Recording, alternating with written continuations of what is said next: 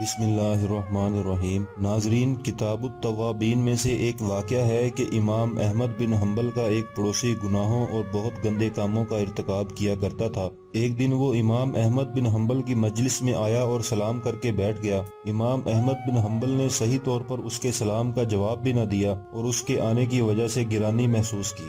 اس نے کہا، اے ابو عبداللہ، مجھ سے گرانی کیوں محسوس کرتے ہیں، حالانکہ میں نے ایک خواب دیکھنے کے بعد اپنی سابقہ حالت بدل لی ہے۔ امام احمد نے پوچھا کہ آپ نے خواب میں کیا دیکھا ہے؟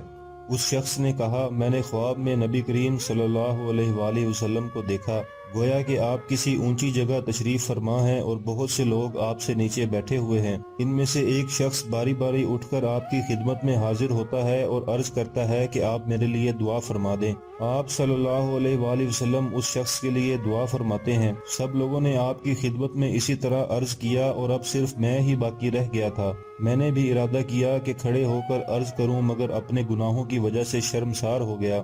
آپ صلی اللہ علیہ وآلہ وسلم نے مجھے مخاطب ہوتے ہوئے فرمایا کہ تم مجھے دعا کے لیے کیوں نہیں کہتے؟ میں نے عرض کیا، اے اللہ کے رسول، اپنے برے اعمال کی وجہ سے مجھے شرم آتی ہے کہ میں آپ سے دعا کی درخواست کروں۔ آپ نے فرمایا کہ اگر تم اپنے گناہوں پر شرمسار ہو تو پھر مجھ سے کہو، میں تمہارے لیے دعا کرتا ہوں، بشرط یہ کہ میرے صحابہ میں سے کسی کو آئندہ گالی نہ دینا۔ آپ کے اس فرمان کے بعد میں نے بھی کھڑے ہو کر دعا کی درخواست کی تو آپ نے میرے لیے بھی دعا فرمائی، اور جب میں بیدار ہوا تو اللہ تعالیٰ نے میرے دل میں ان تمام گناہوں سے نفرت پیدا کر دی تھی جن کا میں ارتکاب کیا کرتا تھا۔